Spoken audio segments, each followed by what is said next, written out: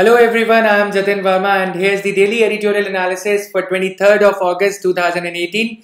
So guys, इस editorial में हम बात करेंगे पुलिस रिफॉर्म्स की.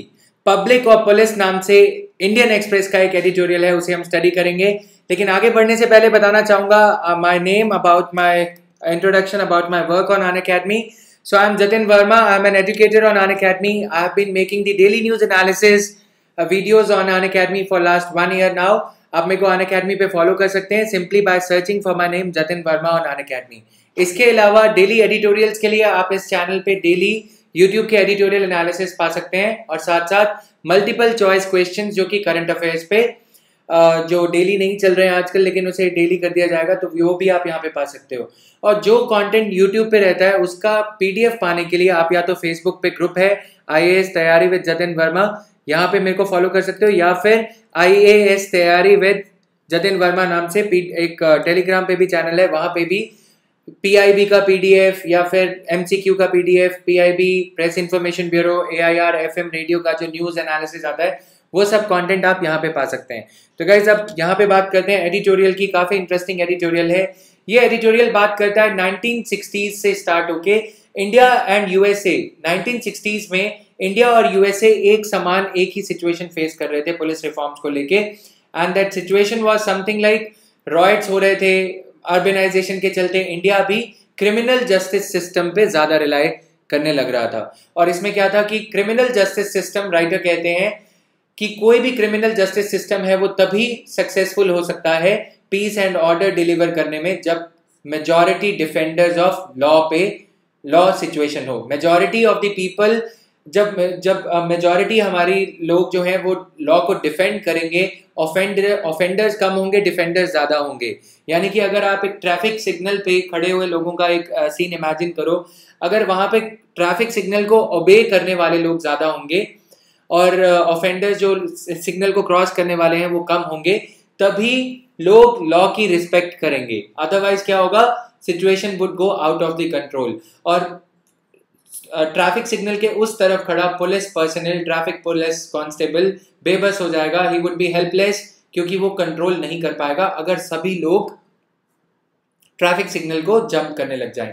अब इसी ट्रैफिक पुलिस वाले सीन को आप इमेजिन करो सोसाइटल लेवल पे. अगर सभी लोग क्रिमिनल हो जाएं तो कितनी भी पुलिस आप लगा लो उस पे, तो पुलिस सिटीजन से ज्यादा होनी चाहिए, तभी मेजॉरिटी डिफेंडर्स ऑफ लॉ वाली सिचुएशन आएगी. तो that is most of the citizens obey the law voluntarily. और इसको सेकंड ARC के कॉन्टेक्स्ट में अगर हम देखें, जो कि मैं रिपीट करते रहता हूँ, सेकंड ARC कहते हैं broken window syndrome. Broken window syndrome कुछ ऐसा है कि अगर कोई एक बच्चा सचिन तेंदुलकर की तरह किसी खाली लावारिस पड़ी बिल्डिंग का शीशा तोड़ता है छक्का लगा के या सिक्सर, तो उसके बाद बाकी सब बच्चे भी बॉल से नहीं लेकिन स्टोन पेल्टिंग से ही सही शुरू हो जाते हैं और धीरे धीरे उस सारी बिल्डिंग के जो विंडो पेन्स हैं उसके शीशे आपको टूटे हुए मिलेंगे. क्यों? क्योंकि अंदर से आवाज नहीं आई. यानी कि लॉ एंड ऑर्डर का अगर भय खत्म हो जाएगा तो फिर everybody would start taking law into their hands, right? And it is the responsibility of police to facilitate the achievement of this objective कि majority लोग जो हैं वो law को defend करें, ना कि offend करें.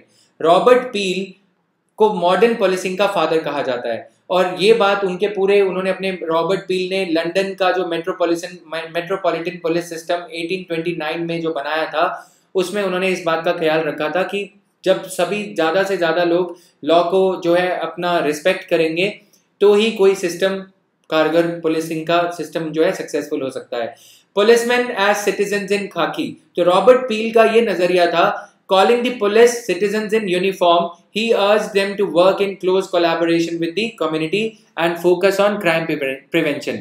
This remains a go-to strategy. यानी कि आज भी ये स्ट्रेटेजी हमें अप्लाई करनी चाहिए as it makes citizens the partners in not in crime but in crime prevention. अगर लॉ का फियर खत्म हो जाएगा, ब्रोकन विंडो सिंड्रोम जैसा कुछ पाने लगेंगे तो फिर सब लोग शीशे तोड़ने में ज्यादा दिलचस्प रहेंगे ना कि शीशे बनाने में. And is the best bet for creating a majority defenders of law situation. तो it is another matter that British in 1861 built a militaristic and repressive police in India. अब ब्रिटिशर्स को क्योंकि अपना जो काम चलाना था वो डंके की चोट पे चलाना था, राइट? वो basically under the fear of barrel of gun चलाना था, तो पुलिसिंग को उन्होंने रिप्रेसिव बनाया इंडिया के लिए। जबकि लंदन में around the same time Robert peel metropolitan policing system में पुलिस और सिटीजनरी के बीच में, पुलिस और नागरिकों के बीच में कोऑपरेशन की बात कर रहे थे। लेकिन यहाँ पे पुलिसिंग सिस्टम को कोएर्सिव बनाया गया इंडिया में, ताकि जो सप्रेसिव रिप्रेसिव ब्रिटिश राज था उसे रिप्रेसिव पुलिसिंग की जरूरत थी। Now paradigm shift in 20th century. In the early 20th century the head of Los Angeles police, अब हम अगर बात करें लॉस एंजलिस पुलिस की भी, उन्होंने भी पील के सिस्टम को अपनाया वहां पे। तो देश की जो वेलफेयरिस्टिक कंट्रीज थी वो वेलफेयरिस्टिक मॉडल को पुलिसिंग में भी अप्लाई कर रही थी, जहां पे कि सिटीजन और पुलिस के बीच में क्लोज कोऑपरेशन रहेगा। But as the time went on, police force under the influence of, जैसे टाइम आगे बढ़ता गया वैसे ही शर्लक होम्स के ये detective novels, developments in the automobile and communication sector, wireless technology, और ये सबसे ये सोचा गया और सब अर्बनाइजेशन के चलते प्रोफेशनल क्राइम फाइटिंग मॉडल अपनाया गया। क्योंकि बड़ी बड़ी मेट्रो सिटीज में क्राइम जो है उसे डिटेक्ट करना मुश्किल हो जाता है। अर्बन सेक्टर के साथ में जो प्रॉब्लम्स हम इनहेरिट करते हैं, unemployment, desire for commodities, commoditized world, उसके साथ में क्राइम बढ़ने लगता है। जैसे कि हम कुछ मूवीज में भी अगर देखें तो मूवीज में भी इंडिया में ये दिखाया जाता है कि अर्बनाइजेशन के साथ में जो चाहत है बेटर लाइफ जीने की, उसके साथ साथ कई बार आदमी गलत कर बैठता है, राइट, सिटी लाइट्स और ये सब में। तो विच फोकस्ड ऑन, ये जो क्राइम फाइटिंग मॉडल था इसमें क्या था, 3 R's पे फोकस था। रैंडम प्रिवेंटिव पेट्रोल्स, यानी कि ये पुलिस पेट्रोलिंग की व्हीकल्स आप देखते हो रैंडमली किसी भी कहीं पे भी चले जाएंगे। इससे क्रिमिनल को, चेन स्नैचर्स को ये डर रहता है कि पुलिस आ जाएगी, लेकिन क्या पुलिस हर जगह आ पाएगी? तो ऐसे केस में अगर हम पीछे जाएं और ये देखें तो पुलिसमैन एज सिटीजन्स इन खाकी, अगर इसका उल्टा करके देखें तो सिटीजन्स एज पुलिसमैन इन मफ्टी क्लोथ्स, यानी कि सिटीजन्स जो हैं वो सादे कपड़ों में एक पुलिसमैन क्यों नहीं हो सकते। ये मतलब है कम्युनिटी पुलिसिंग का।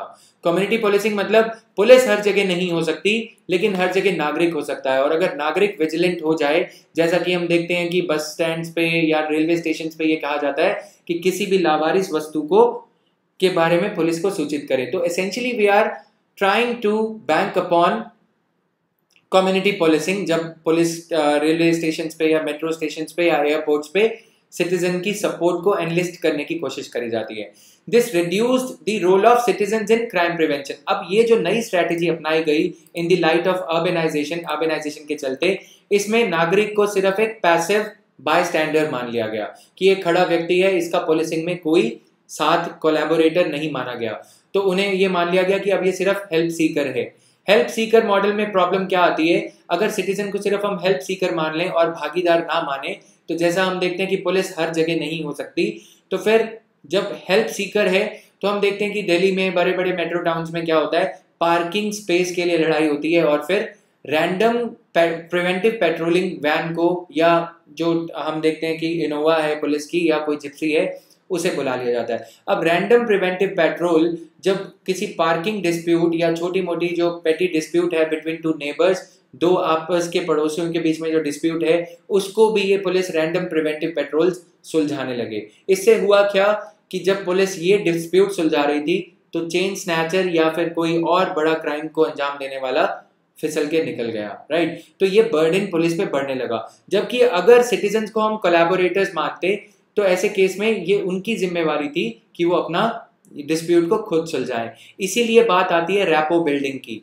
Police should build a good rapport with the citizens, यानी कि रोआब से जरूरी है यहाँ पे रैपो, एक संबंध, पर्सनल रिलेशनशिप एस्टैब्लिश करना। Police interacted with citizens primarily at crime scenes. अब पुलिस और सिटीजन के बीच में डर पैदा होने की स्थिति होगी। क्राइम सीन पे पुलिस को रॉब से बात करते हुए आपको दिखेंगे, making the relationship between the two increasingly hostile. Cut off from the community, police grew increasingly inflexible. अब कम्युनिटी का पुलिस से कोई लेना देना नहीं है, पुलिस इनफ्लेक्सिबल हो गई। तो ये कहीं ना कहीं ट्रिपल आर मॉडल हमने भी यहाँ पे अपनाया, ब्रिटिश राज का जो पुलिस सिस्टम हमने इनहेरिट किया। By the 1960s as the crime and urban riots escalated in the US, अब अर्बन रॉयट्स यूएसए में भी बढ़ने लगे। 2011 में लंदन रॉयट्स भी हुए थे। तो ऐसे केस यूएस रिसर्चर्स ने ये क्वेश्चन किया कि क्या वाकई हम ये जो क्राइम प्रिवेंशन मॉडल है या जो क्राइम फाइटिंग मॉडल है उसके चलते कहीं इसमें तो कुछ कमी नहीं है। स्टडी कराई गई, इस पे बड़े बड़े लेवल पे स्टडीज कराई गई, तो उसमें ये पता लगा crime fighting activities like arrest constituted less than 1/5 of petrol activities, यानी कि जो पुलिस पेट्रोलिंग करती थी सिर्फ 20% ही अरेस्ट उस केस में पाई गई क्राइम फाइटिंग एक्टिविटीज में। Most of the time patrols were resolving, police patrolling vehicles या मोटर बाइक्स पे, हमारे यहाँ पे आप राजदूत पे या फिर बुलेट पे जो पुलिस कांस्टेबल्स को देखते हैं, तो most of the times they were resolving conflicts, providing emergency and other public services and maintaining order. और हमेशा citizens called on the police to perform a variety of functions not specified in the law or in police manuals. यानी कि police फिर citizens बार बार helpline number पे 100 number पे call करके ये बोल रहे हैं कि मेरे पड़ोसी और मेरे बीच में कोई डिस्प्यूट हो गई, राइट? तो पुलिस ये डिस्प्यूट सुलझाने लगी। अब जो फ्रेंडली रिलेशन था पुलिस के बीच में वो कहीं ना कहीं पूरी तरह कोलैप्स हो गया। Moreover police officers regularly used their discretion in handling incidents, यानी कि पुलिस ऑफिसर्स ने जो कार पार्किंग या ऐसी पेटी डिस्प्यूट्स हैं उस केस में क्या किया, किसी एक की तरफदारी करी, दूसरे को डिस्क्रिशन का इस्तेमाल करते हुए, अपनी पावर का इस्तेमाल करते हुए दूसरे के खिलाफ फैसला सुनाया। तो उसके चलते बेसिकली इस मॉडल का पुलिस के बीच, इस मॉडल के चलते पुलिस और सिटीजन्स के बीच में एक दरार पैदा होने लगी। तो उसके बाद फिर पुलिस को सिटीजन कभी कोऑपरेट अब नहीं करेगा, तो ऐसा हालात पैदा होने लगे। Studies of the effectiveness of preventive automobile patrols found that, ये प्रिवेंटिव ऑटोमोबाइल पेट्रोल में हम देखते हैं कि रेप किसी और जगह पे होता है और ऑटोमोबाइल पेट्रोल वहां से 2 किलोमीटर 4 किलोमीटर दूर खड़ी पाई जाती है। Despite guzzling substantial police time they did limited crime fighting activity, क्योंकि क्रिमिनल को ये ऑलरेडी पता है कि इतने बजे ये पेट्रोल व्हीकल यहाँ पे पाई जाएगी, राइट? और उसको ये रेंज पता है कि पेट्रोल व्हीकल जो है पब्लिक गार्डन में नहीं एंटर कर सकती। More than 9/10 of the arrest for example resulted from citizens calls, तो 90% एक वे से जो अरेस्ट हुई वो सिटीजन्स की कॉल के कारण हुई। लेटेस्ट स्टडीज ने ये पाया कि preventive patrols by automobile vehicles did not effectively reduce crime, did not increase public satisfaction with police, और it decreases citizens fear of crime। तो मतलब ये सारा कुछ, it did not decrease the citizens fear of crime। तो several studies से ये पाया गया rapid response to call for service found that it had little impact on crime prevention or arrest। तो पुलिस के पास में कोई इफेक्टिवनेस, जो रैपिड रिस्पॉन्स था जो, वो सिस्टम भी कहीं ना कहीं कोलैप्स होने लगा। तो ये जो 3 R हैं, रैंडम प्रिवेंटिव पेट्रोल फेल होता नजर आया। रिएक्टिव क्रिमिनल इन्वेस्टिगेशन, रिएक्टिव मतलब क्या है कि पोस्टमार्टम अप्रोच है, यानी कि क्राइम हो गया, पेशेंट इज डेड, उसके बाद में आप इन्वेस्टिगेट करते रहो। लेकिन पुलिसिंग का काम क्या था, लॉ एंड ऑर्डर को, या फिर हमने जो ट्रैफिक सिग्नल वाली यहाँ पे बात करी उसका मुद्दा क्या था कि कोई ट्रैफिक सिग्नल क्रॉस ना करे, यानी कि कोई लॉ की उल्लंघना, कानून की उल्लंघना ना करे। कानून की उल्लंघना हो गई, विक्टिम इज डेड या विक्टिम इज ऑलरेडी विक्टिमाइज्ड, ऐसे केस में रिएक्टिव क्रिमिनल इन्वेस्टिगेशन से क्या हो जाएगा, पुलिस का भय ऑलरेडी बैठ जाएगा जो आगे क्राइम करने वाले हैं। लेकिन वहां पे भी rapid response to calls for distress वो भी फेल होता नजर आया। ये स्टडीज यूएसए में करी गई। अब अगर हम बात करें इवोल्यूशन ऑफ पुलिसिंग, ये सेकंड ARC से लिया गया डायग्राम बताता है पुलिसिंग बिफोर इंडिपेंडेंस कुछ ऐसा था, नॉट रिप्रेजेंटेटिव ऑफ सोसाइटी, यानी कि समाज का उसमें कोई भी भागीदारी उसमें नहीं थी। कम्युनिटी पुलिसिंग बिल्कुल भी जीरो बटा नील वहां पे था उसमें। नाउ एन ऑप्रेसिव फोर्स थी पहले, दबाव यानी कि डंडे का डर रहता था पुलिस के। एजेंट ऑफ कॉलोनियल रूलर्स, अब यहाँ पे क्या हुआ, एजेंसी ऑफ गवर्नमेंट बन गई पुलिस टुडे, जो इंडिपेंडेंस के बाद है। Operates with in the framework of law enforcement authority माना गया। लेकिन यहाँ पे लोगों पे दबाव की स्थिति, तनाव की स्थिति पैदा करने के लिए पुलिस को यूज किया जाता था। मोर रिप्रेजेंटेटिव ऑफ सोसाइटी, अब फ्यूचर में पुलिस कैसी होनी चाहिए, सिटीजन सेंट्रिक सर्विस होनी चाहिए, ऑटोनमस होनी चाहिए, यानी कि पॉलिटिकल कोई प्रेशर नहीं होना चाहिए। ये सेकंड ARC बात कर रहा है यहाँ पे। Efficient, professional and people friendly, upholding rule of law, representative of all sections of society. तो पुलिस जो है सभी सेक्शंस ऑफ सोसाइटी को रिप्रेजेंट करे, चाहे वो एक कम्युनिटी हो, चाहे वो B कम्युनिटी हो, चाहे वो C हो, यानी कि किसी एक पर्टिकुलर समुदाय से पुलिस की भागीदारी ज्यादा नहीं होनी चाहिए, चाहे वो मेल फीमेल ही क्यों ना हो। मेल की रेशियो, फीमेल की रेशियो इक्वल होनी चाहिए। तो इन फाइंडिंग्स के मद्देनजर 1990s में कोर्ट्स की फटकार के बाद यूएसए ने तो एक्शन लेना स्टार्ट कर दिया। कोर्ट ने ये कहा कि रिस्ट्रिक्शंस लगाई जाएं सर्च ऑपरेशन, सर्चेज और इंटेरोगेशंस पे, क्योंकि फंडामेंटल राइट्स ज़्यादा इंपॉर्टेंट है यूएसए में। तो यहाँ पे ग्रेजुअली यूएसए में डिस्प्लेस कर दिया गया प्रोफेशनल क्राइम फाइटिंग मॉडल को कम्युनिटी पुलिसिंग मॉडल से, जो कि एक अच्छी चेंज थी। और it pits the policing as neighbourhood problem solver rather than as incident activated crime fighter. तो इंसिडेंट एक्टिवेटेड मतलब जब कोई इंसिडेंट होगा तभी पुलिस आएगी। तो हमारे यहाँ पे बोला जाता है कि क्राइम होने के बाद ही पुलिस सीन पे आती है। ये पुलिस की गलती नहीं है, ये जो सिस्टम हमने अडॉप्ट किया, incident activated crime fighter, after the incident has happened तभी पुलिस हरकत में आएगी। लेकिन यहाँ पे पुलिस जो कम्युनिटी पुलिसिंग है, नेबरहुड प्रॉब्लम सॉल्वर्स का यहाँ पे काम है कि नेबरहुड अपनी प्रॉब्लम एक दूसरे से खुद सुलझाएंगे। कार पार्किंग और छोटी छोटी पेटी डिस्प्यूट्स में पुलिस को इन्वॉल्व नहीं किया जाएगा और पुलिस का बर्डन कम होगा। तो पुलिस कोर एरियाज पे ही नहीं बल्कि सभी सीमलेसली छोटी मोटी डिस्प्यूट्स पे ही नहीं बल्कि कोर एरियाज पे भी और ओवरऑल रिफॉर्म पे भी फोकस कर पाएगी। Police officers assigned to community policing duties were asked to maintain close rapport, मतलब कि कॉन्टैक्ट बनाना, एक संबंध बनाना नागरिकों के साथ में, ये उनका पुलिस ऑफिसर्स को कम्युनिटी पुलिसिंग के अंदर रोल दिया गया। और 1990s में community policing became a part of federal strategy in USA to counter crime in USA.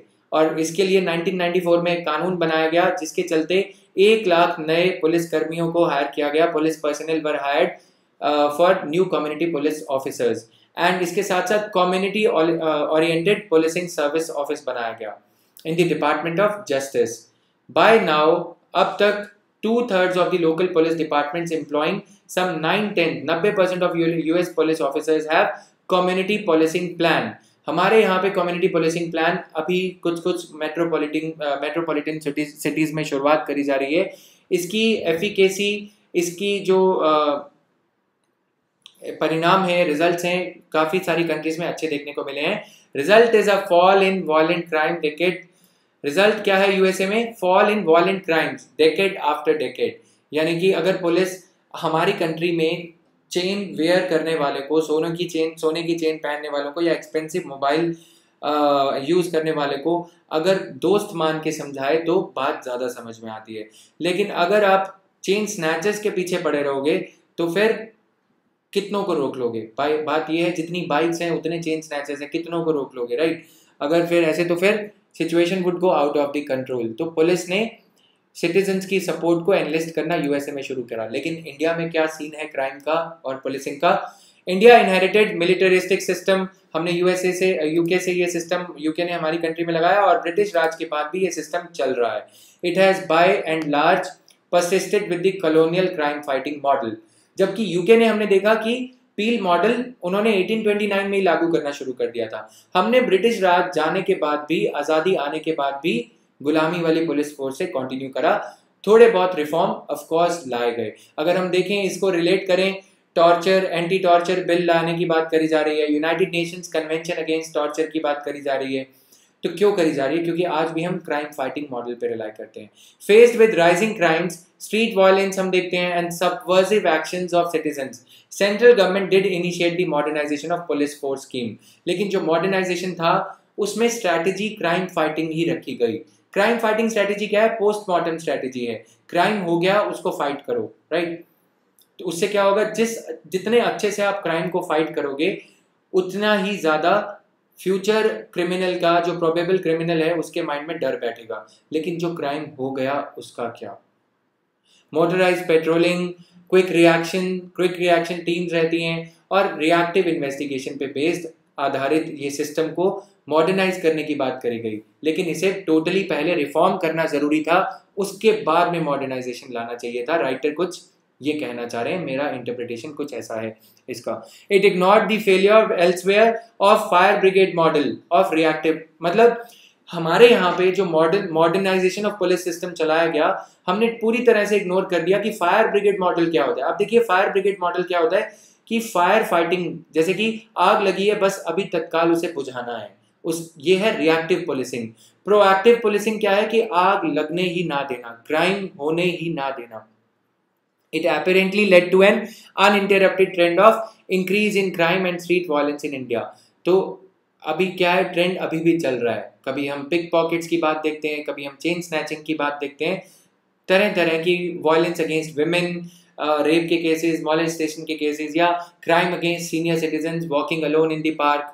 Ever increasing fear of crime is reflected in the gated communities. ये बात कि हमारे यहाँ पे गेटेड कम्युनिटीज, एक आज़ाद भारत में, जबकि सरहद के पार हमारे वहाँ पे तो सैनिक खड़े हैं, लेकिन हर सोसाइटी के बाहर हमें किले के जैसे, जैसे पुराने ज़माने में किले होते थे, उनके गेट लगाने पड़ रहे हैं। The ever increasing fear of crime.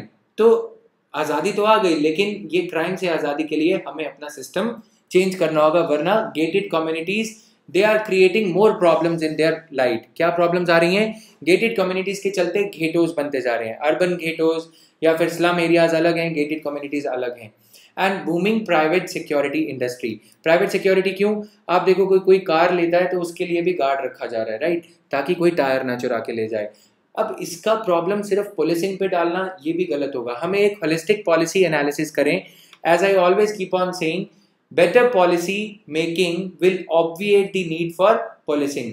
अगर बेरोजगारी खत्म हो जाए तो कोई चेन स्नैच क्यों करेगा, राइट? अगर वो बात ठीक है कि 1% 2% हर देश की पॉपुलेशन में हैबिचुअल क्रिमिनल्स होते हैं, ऑफेंडर्स होते हैं, साइकोलॉजिकल प्रॉब्लम होती है, लेकिन अगर बेरोजगारी बढ़ जाएगी तो साइकोलॉजिकल प्रॉब्लम, फिजियोलॉजिकल प्रॉब्लम, यानी कि भुखमरी, रोटी कपड़ा मकान के चलते क्राइम बढ़ेगा ही बढ़ेगा, राइट? तो इसके लिए पॉलिसी मेकिंग अच्छा होना चाहिए। जो आईएएस का रोल है या जो नेताओं का रोल है, अगर वो अच्छा होगा तो ये जो बेल्ट वाली नौकरी है, जो खाकी वाली नौकरी है, इस पे दबाव कम होगा। अगर आप पॉलिसी गलत ले आओ जिससे कि बेरोजगारी बढ़े या फिर ऐसी चीज बढ़े, उसके बाद आप लाख कोशिश कर लो पुलिसिंग में, कौन सा भी सिस्टम ले आओ, राइट, तो वो कहीं ना कहीं फ्लॉप होगा ही होगा। इसी के साथ ही एडिटोरियल एनालिसिस खत्म करते हैं, और इसको डाउनलोड करने के लिए आप टेलीग्राम चैनल आईएएस तैयारी विद जतिन वर्मा सर्च कर सकते हैं, उसे फॉलो कर सकते हैं, या फिर फेसबुक ग्रुप आईएएस तैयारी विद जतिन वर्मा पे भी इसका पीडीएफ अपलोड कर दिया जाएगा। Thank you, have a great day, bye bye.